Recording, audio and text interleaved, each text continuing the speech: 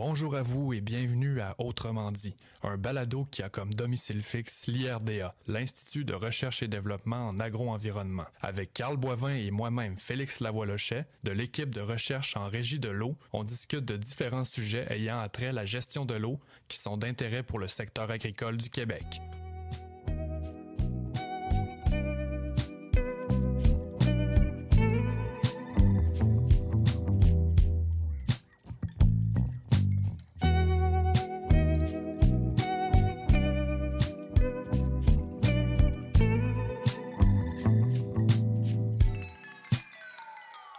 Bonjour tout le monde, bienvenue à Autrement dit, je m'appelle Félix puis je suis toujours en compagnie de mon co-animateur et chercheur en régie de l'eau à l'IRDA, Carl Boivin.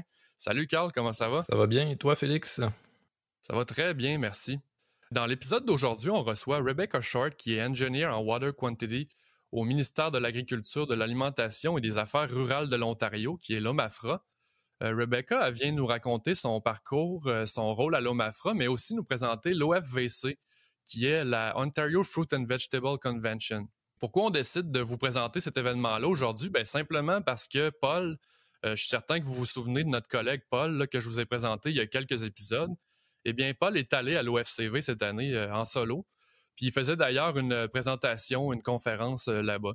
Donc, on aime bien se dire là, qu'après Paul à Québec et Paul à Granby, ben, cette semaine, c'est Paul à Niagara Falls. Donc, maintenant que cette bonne blague de BD est faite, ben, j'en profiterai pour accueillir Paul, justement. Salut Paul, comment ça va? Salut Félix, excellente blague en passant. C'est la première fois que tu l'entends. Ouais, effectivement. C'est lors de ton passage à l'OFVC, je pense, Paul, que tu as rencontré Rebecca pour la première fois. Ouais, c'est la première fois que je l'ai rencontré vraiment officiellement, Rebecca, à Niagara Falls, mais on s'était déjà croisés dans d'autres événements virtuels, là, des congrès, des webinaires là, dans les années passées. Donc, j'en profiterai officiellement pour souhaiter la bienvenue à Rebecca au balado Autrement dit. Donc, bienvenue avec nous aujourd'hui, Rebecca. On est bien content de t'avoir. Oh, merci. Je suis heureuse d'être ici. Super. Ben, écoute... pour commencer ça, rien de moins qu'une petite question d'ordre météorologique. Là. Comment il fait en Ontario par chez vous de ce temps-ci? Aujourd'hui, il fait vraiment beau. On est ensoleillé et on a 6 degrés Celsius. Et on a eu un bout de chaleur il y a quelques journées, la semaine dernière. Et les arbres fruitiers commencent à avoir poussé leurs petites fleurs. Donc, il fait vraiment beau. Super, ça. Génial, vous êtes plus chanceux que nous autres, visiblement. Fait que Carl, je pense que tu avais une réponse, tu avais une question plutôt pour nous autres, je pense, pour l'épisode d'aujourd'hui. Oui, mais je voulais finalement, avant d'entrer dans le vif du sujet, je voulais en fait la question du jour qui est où aura lieu l'OFVC en 2024? Donc, pour le savoir, vous devrez soit attendre jusqu'à la fin de l'épisode ou fouiller un peu sur Internet, mais en espérant que vous attendiez la fin de l'épisode. Donc, merci d'avoir accepté l'invitation, Rebecca. C'est rare qu'on reçoive la visite d'une autre province, là, fait que, pour commencer, j'aimerais ça que tu te présentes, là, parce que d'abord, je te connais pas personnellement, puis aussi parce que j'aimerais que nos auditeurs et auditrices te connaissent eux aussi. Donc, tu peux faire un petit survol là, de ton parcours académique, ton parcours professionnel, tes responsabilités à l'OMAFRA, un peu tout ça. Là. Bon, merci. Comme tu as dit, je suis ingénieure avec le OMAFRA et je suis spécialiste en utilisation d'eau sur les fermes en termes de quantité. Donc, principalement, je travaille avec ceux qui font l'irrigation et donc c'est vraiment les productions horticoles. Et j'ai un BSc de McGill en génie rural que j'ai complété en 1949. Après ça, j'ai fait une maîtrise aussi avec McGill, mais ma maîtrise, j'ai étudié en Sri Lanka.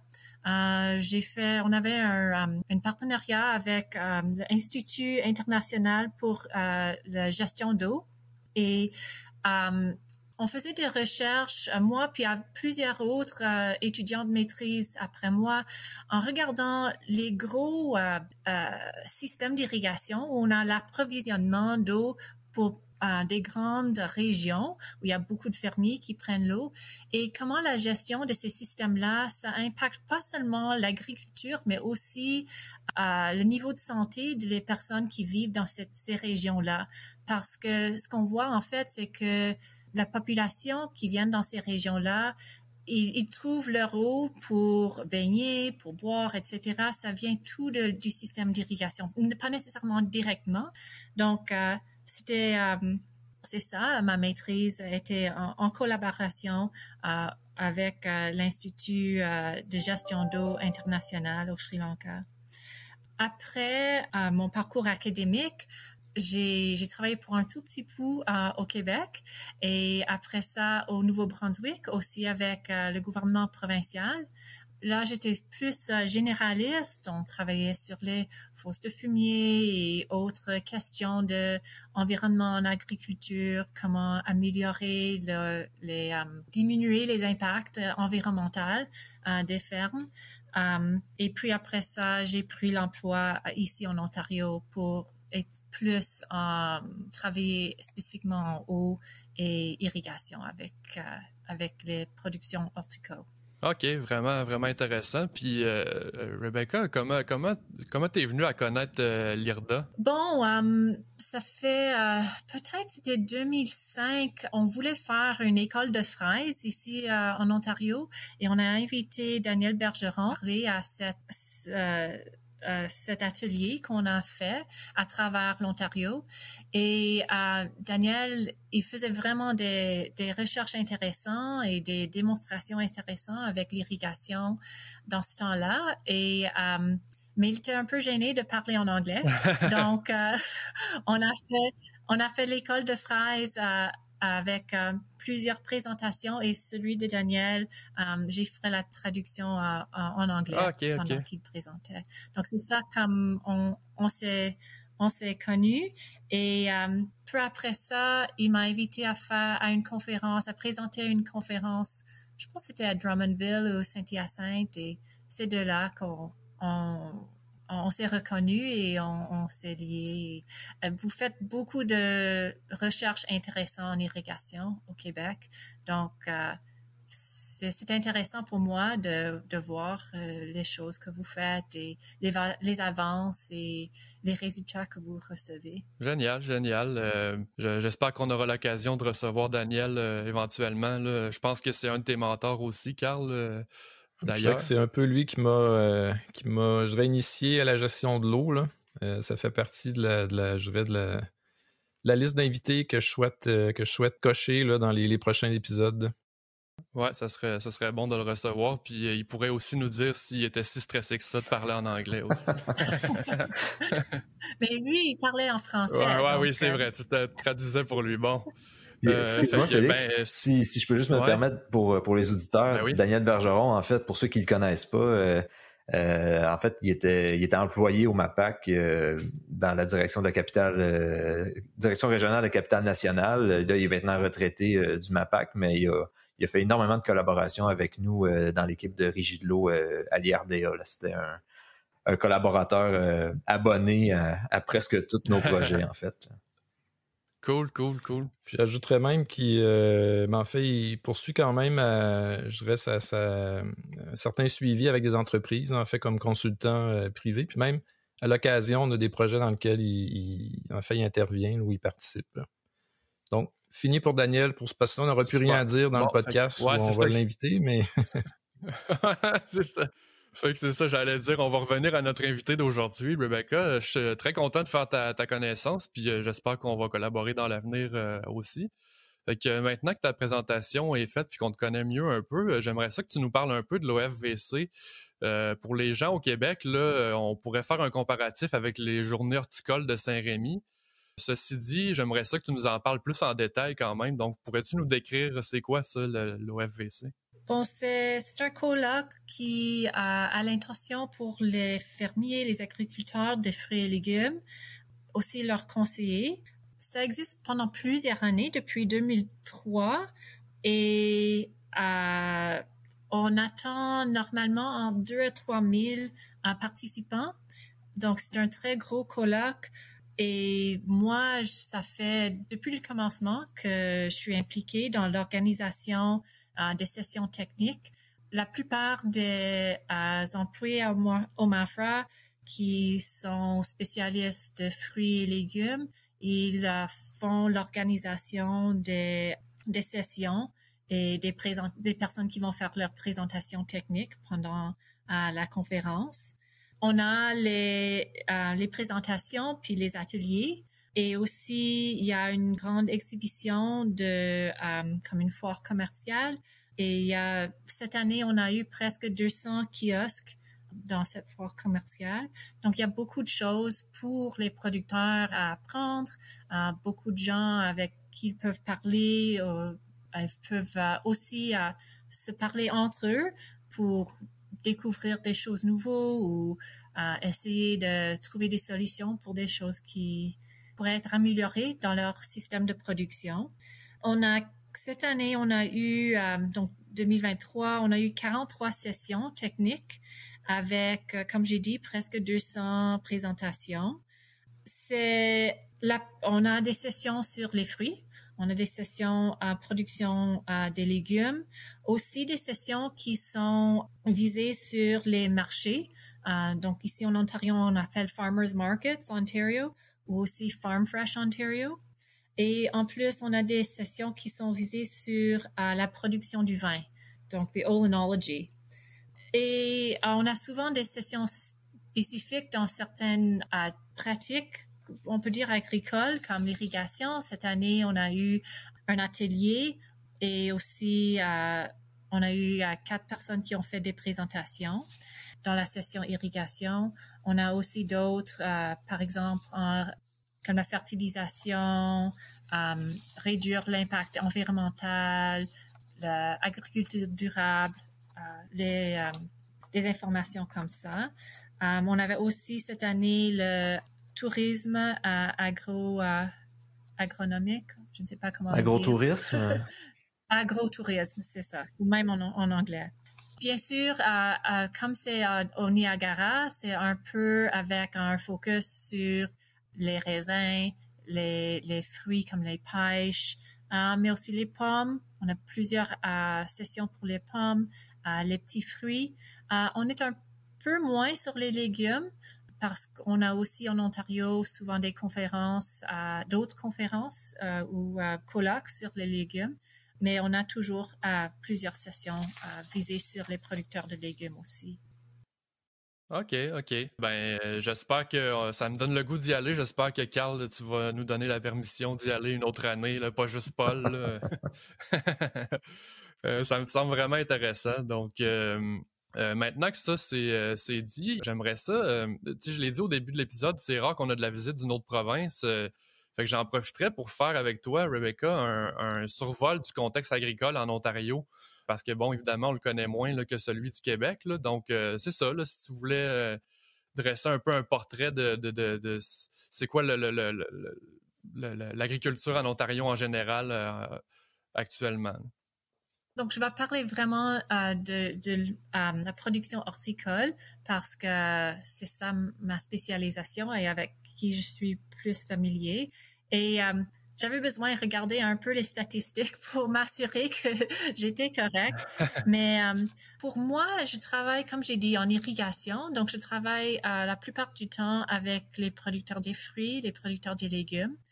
Mais si on regarde à l'irrigation, la plus grande secteur qui irrigue, c'est les pépinières et le gazon et les pommes de terre. Donc ça, ce serait les 3 plus larges. Et en fait, moi, je devrais travailler plus avec notre secteur pépinière. C'est un secteur où il y a, je pense, beaucoup d'opportunités à améliorer nos niveaux de production en balance avec l'utilisation de l'eau. Donc, on pourrait être plus efficace dans ce secteur-là. Il y a vraiment des opportunités à améliorer. Aussi, on a toujours une importante production du tabac qui est aussi irriguée au sud de l'Ontario. Mais j'ai regardé en comparaison avec le Québec les données du census. Donc, le census qui était en 2021, mais la question d'irrigation, ça parle de 2020. Au Québec, c'était à peu près 40 000 hectares et Ontario, on était à 53 000 hectares irrigués. Donc, c'est assez semblable. Et juste pour le mettre en contexte, je pense que souvent dans l'Est, ici, on pense qu'on n'irrigue pas beaucoup, mais Saskatchewan, c'est seulement 71 000 hectares et Manitoba, c'est moins que nous, à l'Ontario ou au Québec, c'est à 37 000.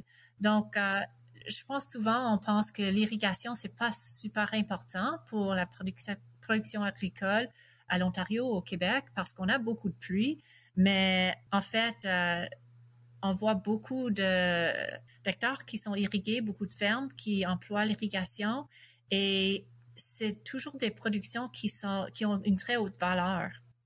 Donc, autre production, les productions horticoles, pour la plupart, c'est dans le sud-ouest de l'Ontario. Donc, si tu regardes la carte de l'Ontario, c'est de Toronto comme jusqu'à Windsor, cette corridor-là, comme sur la rive nord du lac Erie. Ça, c'est la région la plus importante pour les productions horticoles.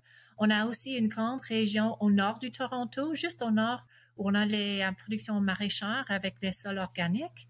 Donc, on voit la production des carottes, des oignons. Et aussi, juste au nord de là, une grande région où on produit les pommes de terre. Il y a plus de pommes de terre produites au Québec. La plupart de nos pommes de terre, ils vont pour les croustilles. Donc, c'est ça. Mais si on regarde on a un petit peu de production aussi dans la région d'Ottawa. Disons, comme j'ai dit, un peu le brocoli, autres légumes, aussi les petits fruits, les fraises, etc. Mais pour la plupart, c'est vraiment concentré dans le sud-ouest. Si on regarde pour les légumes, je dirais les plus importantes, ça serait le maïs sucré, vraiment dans le sud-ouest, les tomates et poivrons, encore comme si on regarde à mi-chemin sur le lac Erie jusqu'au Windsor, c'est cette région-là où on a la production de ces légumes. Les courges citrouées, c'est pas irrigué autant, mais une grande production de ça. Comme j'ai dit, les carottes et les oignons aussi. Ça, ce serait nos légumes avec les plus grandes superficies qui sont irriguées en Ontario. Si on va aux fruits, nos productions les plus grandes sont les raisins et les pommes. Les raisins ne sont pas irrigués beaucoup. Ils peuvent pousser sur des terres qui sont plus argileuses. Donc, la plupart de nos fruits, on a vraiment besoin d'un sol sableux pour avoir une bonne drainage. Mais les raisins, c'est un peu différent. Et aussi, ils ont des racines très profondes. Donc, on ne voit pas beaucoup d'irrigation, mais on commence à voir plus une adoption d'irrigation, spécialement pour établir les jeunes vignes. Et c'est la même chose avec les arbres fruitiers. On a une très grande production de pommes. Par contre, au Québec, on est à peu près 3 fois la production de pommes. Après ça serait les pêches et suivi par les petits fruits. En comparaison avec au Québec, vous avez presque 3 fois la production des fraises que l'Ontario. Donc, c'est ça un peu le portrait de les productions horticoles en Ontario. Les pêches, les raisins, c'est vraiment concentré dans la région de Niagara. Les pommes, c'est plus répandu à travers l'Ontario, un peu plus près de la baie Georgienne avec les pommes, même juste à l'est du Toronto. Et les petits fruits, c'est plus un peu à travers l'Ontario avec une grande concentration en Norfolk qui est comme mi-chemin sur le lac Erie. Niagara aussi. On a aussi, si j'inclus dans les petits fruits, les bleuets et pas les bleuets sauvages, mais les autres. On appelle bleuets en Corrèmes. Corrèmes, oui. Donc, dans nos sols sableux, on a une grosse production de ces bleuets-là, mais pas beaucoup de bleuets sauvages. Donc, ça, c'est un peu le portrait de les productions. Si on parle de l'approvisionnement en eau ou les problèmes d'eau, vraiment, on n'a pas problème en Ontario, semblable au Québec. Si on se compare à des autres régions où j'ai beaucoup de confrères et consoeurs qui travaillent en irrigation, comme c'est juste ça fait exploser ton cerveau quand tu penses qu'il y a des places où il n'y a pas de pluie. Ou comme à Cairo, en Égypte, il y a comme 2 centimètres de pluie par année. C'est incroyable. Mais oui, on a beaucoup d'eau, mais on a des périodes comme au Québec où on n'a pas l'eau qu'on a besoin pendant les périodes de production. Si on a 2, 4, 6 semaines sans pluie ou sans pluie effective pendant l'été, ça peut complètement éliminer des rendements. Donc, la plupart des fermes qui irriguent, ils prennent l'eau d'une source qui est sur la ferme, soit l'eau souterraine par une puits ou par un réservoir. Il y a un grand nombre, on est à peu près à 2,5 à 1000 fermes qui font l'irrigation. Et je dirais que c'est peut-être la moitié qui utilise une eau souterraine comme un puits ou souvent ces réservoirs qui sont approvisionnés de l'eau souterraine. Ça se peut aussi que les fermes utilisent une rivière ou une eau de surface. Il y a certaines régions où c'est plus difficile à trouver une source d'eau qui va être assez pour la production requise, spécialement pendant les temps de sécheresse. Comme, oui, on a souvent peut-être des petites rivières, mais est-ce qu'il y aura de l'eau là pendant une période de sécheresse? C'est là ce qui est difficile. Comme au Québec, on a des lois sur le prélèvement d'eau. Donc, un fermier qui utilise plus que 50 000 litres par jour, même si c'est seulement un jour de l'année, ils doivent avoir une permission.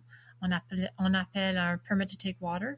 Et le mécanisme de recevoir cette permission, c'est semblable au mécanisme au Québec. On doit, comme producteur, tu dois démontrer que tu ne vas pas impacter négativement les autres personnes qui sont déjà en train de prendre l'eau dans cette région et aussi l'environnement, disons les marécages, les petites choses aquatiques qui vivent dans les rivières, etc. C'est un peu plus difficile avoir des prélèvements d'eau, des eaux de surface, parfois, mais ça dépend. Donc ça peut être difficile, mais après que les producteurs ont leur permission de prélèvement d'eau, ils n'ont pas besoin de refaire cette démonstration qui ne va pas causer un impact négatif. Ils doivent juste ils doivent écrire à chaque journée combien d'eau ils ont pris et soumettre ça à la fin de l'année, avant le 31 mars. L'autre question, je pense que vous avez eue, c'est est-ce qu'il y a des conseillers en irrigation? On n'a pas vraiment beaucoup de conseillers en irrigation. C'est qu'on a on est manquante en conseillers. Je pense que ça aiderait beaucoup de nos producteurs et j'ai déjà encouragé d'autres conseillers agricoles d'incorporer comme une consultation sur l'eau en plus que les autres choses qu'ils font sur les pesticides, les herbicides, etc.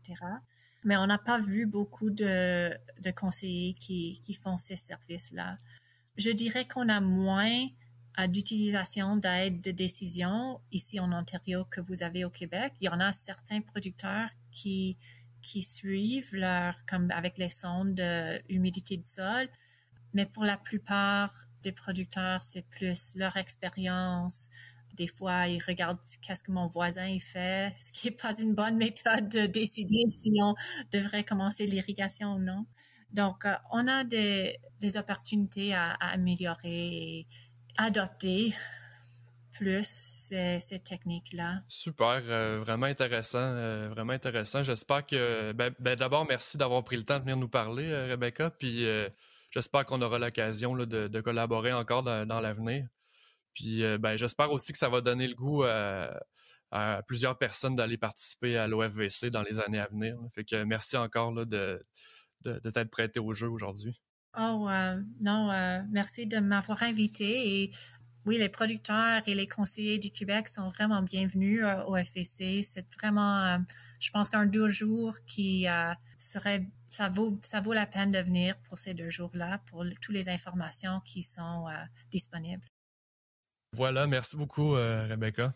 Bon, on est maintenant rendu au moment, chers auditeurs, où je vous demande de vous abonner à nos pages, puis de nous suivre, puis même de laisser des commentaires si ça vous tente, s'ils sont bienveillants, évidemment, sur les plateformes de diffusion de podcasts comme Apple Podcasts, Google Podcasts, Spotify, puis on est maintenant sur YouTube et sur le site de l'IRDA, irda.qc.ca. Donc, merci pour ça, puis... maintenant, Paul, j'ai un peu parlé en introduction que tu avais participé à l'OFVC cette année à titre de conférencier. Fait que premièrement, de quoi t'as parlé? Puis deuxièmement, c'était comment de présenter en anglais? Ouais, très bonne question, Félix. En fait, pour répondre à ta deuxième en premier, disons que mon niveau de préparation, j'ai dû le relever d'un cran ou deux. En fait, là, j'avais déjà fait par le passé des présentations en anglais, mais c'était au Québec, tu sais, devant un auditoire qui était composé quand même en bonne partie de francophones. Mais là, c'était différent en Ontario. Grande majorité des personnes, c'était donc des anglophones. Alors, mettons que j'avais un petit peu moins de marge de manœuvre là, sur ma fluidité. Un petit track de plus. Un petit track de plus, mais c'est correct. Puis, en fait, qu'est-ce que je t'allais faire là-bas? En fait, premièrement, Rebecca avait contacté notre équipe l'automne dernier, puis elle souhaitait avoir quelqu'un qui présenterait à l'OFVC sur des méthodes d'utilisation des sondes qui mesurent le statut hydrique du sol en gestion d'irrigation. Elle nous avait mentionné principalement la production de pommes de terre, puis elle avait des besoins pour une autre conférence qui devait porter sur la gestion de l'irrigation en contexte de manque d'eau à la ferme. Donc, on trouvait que notre expertise pouvait répondre aux besoins de ces deux propositions de conférences-là. Donc, c'est ça, je me suis lancé dans la mise en place de ces conférences-là. Puis, donc, la première conférence avait comme titre, c'était le suivi du statut hydrique du sol, les méthodes utilisées au Québec. Puis, dans cette conférence-là, j'ai présenté plusieurs trucs. Puis, le premier aspect de la conférence, c'était justement les avantages à utiliser les outils d'aide à la décision ou les fameux OAD là, qu'on parle quand même assez fréquemment. Je t'entends parler d'OAD, Paul. Je saisis l'occasion pour mentionner que l'équipe a réalisé là, dans les dernières années une vitrine sur les OAD. Je ne sais pas si tu pourrais nous en parler oui, effectivement. un peu. T'es bien informé, Carl, c'est bien. On avait fait une vitrine technologique sur l'utilisation des OAD à la ferme. C'était en 2020 puis en 2021, on a réalisé ça sur notre site de l'IRDA, situé à Saint-Bruno-de-Montarville. En fait, on a évalué 18 outils d'aide à la décision qui étaient répartis dans 4 systèmes culturaux, vergers de pommiers, prairies, fraises à jour neutre et culture de framboisiers en pot. L'objectif, c'était d'évaluer en contexte de production ces différents OAD-là pour que les producteurs puissent faire des choix éclairés sur les différentes technologies qui répondent le mieux à leurs besoins à la ferme. On avait différentes entreprises qui participaient à ce projet-là nécessairement pour nous prêter ces différents OAD-là. Donc, on avait Dubois Agri-Innovation, Gaspard Technologies, Orto, Hoskin Scientifique, Meter Environment, Onset, puis Orisha. Quand on parle de projet, il faut évidemment mentionner que c'est qui a financé tout ça. En fait, c'était financé par le programme Innovation agroalimentaire là, dans le cadre d'un partenariat canadien pour l'agriculture, une entente qui est conclue entre les gouvernements du Québec et du Canada. Puis, tant qu'à pousser sur ce projet-là, en fait, on a réalisé un cahier technique qui est disponible sur le site web de l'IRDA, puis dans lequel on vous trouve toutes ces évaluations-là des différents OAD. Alors, ça conclut la petite parenthèse du projet de vitrine qu'on avait réalisé. Puis en fait, pour revenir à ces avantages des utilisations des OAD-là, on est capable d'anticiper le moment de déclenchement, vérifier quand est-ce qu'on atteint la consigne de déclenchement, on peut valider la durée des épisodes d'irrigation, puis même mesurer l'efficacité des apports en eau, tant de la pluie et de l'irrigation. Quand on parle d'OAD, j'ai parlé aussi de l'importance de l'installation au champ. Donc, le but, c'est vraiment de trouver un endroit représentatif dans notre champ pour installer notre OAD. Ensuite, l'importance du système cultural. C'est un aspect qui est vraiment important à comprendre parce que la dynamique de l'eau est vraiment influencée par la forme et les différentes composantes de notre système cultural. Puis, je donnais un exemple des comparaisons de systèmes culturaux de la pomme de terre versus la fraise à jour neutre. Le premier, c'est un sol nu avec des billons. L'autre, la fraise, c'est composé de buttes recouvertes de paille de plastique, imperméable avec des trous de plantation. Puis les physiologies des deux cultures sont vraiment différentes. Puis ça va engendrer des déplacements d'eau qui vont être tout aussi différents, en fait. Donc, j'ai présenté aux gens qui étaient là les concepts de parapluie et d'entonnoir en lien avec les systèmes culturaux puis les cultures. Là, c'est des concepts qu'on peut retrouver dans le guide technique de gestion raisonnée de l'irrigation qui est publié au CRAC. C'est des concepts qu'on présente beaucoup dans le cadre de nos différentes conférences. Les producteurs ont apprécié de faire comparer la culture à des parapluies et à des entonnoirs. Quand même, je pense qu'ils ont saisi. Je crois qu'ils ont bien saisi parce qu'en fait, je devance un petit peu mes propos, mais on avait... Suite à ma première conférence, on avait un panel de discussion entre deux producteurs, donc un producteur de pommes de terre puis un producteur de pommes qui utilisent des OAD, des tensiomètres un peu plus dans leur cas. Puis le producteur de pommes de terre, justement, a repris en fait mes propos là, de plantes parapluie dans le cas de la pomme de terre, de choses qu'il observait également, puis qu'il a comme partagé avec les autres producteurs qui étaient présents. Là. Donc, je pense qu'ils ont compris le concept, en fait. Ensuite, c'est ça, j'ai présenté quelques analyses de données de différents statuts hydriques du sol qu'on mesure avec les tensiomètres, comme comment essayer de trouver une consigne de déclenchement avec la méthode du point tournant, comment évaluer les durées d'épisodes d'irrigation à l'aide de graphiques. Puis par rapport aux sondes de teneur en eau volumique, on est capable de regarder justement les prélèvements en eau puis de les comparer à des valeurs d'évapotranspiration. Donc, c'est un peu ça. Justement, les sondes TDR ou les sondes de teneur en eau volumique, là, qui sont pas nécessairement tous des TDR, mais on a parlé la semaine dernière, Félix, avec Antoine. J'aurais envie de te demander, Paul, selon toi, pourquoi on les retrouve un peu moins ou presque pas du tout, en fait, en contexte de production commerciale, les sondes de type TDR? C'est une bonne remarque, en fait, parce que nous, ce qu'on voit beaucoup chez les producteurs au Québec, c'est surtout des tensiomètres, en fait. Donc, la majorité des sondes de teneur en eau qu'on utilise, nous, dans notre cas, ils vont demander une programmation puis l'utilisation d'un acquisiteur de données avec un logiciel ou une plateforme web pour visualiser les données. Peut-être que ça pourrait faire en sorte d'être un petit peu plus complexe pour l'utilisateur. C'est souvent en contexte de recherche qu'on va observer l'utilisation des sondes de teneur en eau. Aussi, il y a certaines de ces sondes-là qui peuvent demander une calibration là, pour ajuster leur valeur en fonction de la texture du sol. Les fournisseurs peuvent nous fournir ces valeurs-là, mais il faut s'assurer que les conditions soient similaires entre leurs mesures de calibration puis le sol dans lequel on va les installer. Mais quand même, je tiens quand même à mentionner que ces sondes-là semblent beaucoup plus utilisées aux États-Unis comparativement à nos tensiomètres qui sont utilisés au Québec. Intéressant. Donc, ouais, puis pour ce qui est ensuite, là, ça concluait en fait les sujets de la première conférence, puis pour terminer ça, la deuxième conférence, c'était principalement sur les stratégies d'irrigation en contexte de réserves en eau limitée. Donc, j'ai abordé l'importance de connaître les réserves en eau du sol. Qu'est-ce qui impacte les réserves en eau du sol? Donc, le type de texture, la présence des racines, l'importance d'utiliser des OAD, justement, pour être capable de mesurer notre réserve en eau. Puis je prends quelques secondes de supplémentaire pour dire que l'enracinement, ça permet vraiment d'augmenter les réserves en eau disponibles à la culture. Donc, il faut vraiment faire en sorte que le développement racinaire soit optimal, ce qui souligne vraiment l'importance d'avoir un sol en santé avec une belle structure non compactée. Parce que les racines, c'est la pompe de notre culture, puis c'est gratuit, là, en fait. Là, la plante va pousser d'elle-même, donc il faut vraiment lui donner un contexte optimal pour en bénéficier au maximum. J'ai présenté quelques besoins en eau des cultures, pommes de terre, fraises, des valeurs qu'on a justement présentées dans le guide d'irrigation du CRAC. On a fait aussi j'ai fait quelques petites mentions justement sur les réserves en eau à la ferme. Puis ça, Carl, je peux peut-être te relancer la balle là-dessus justement parce qu'il y a un projet en cours, si je me trompe pas, sur la valorisation de l'eau de la pluie.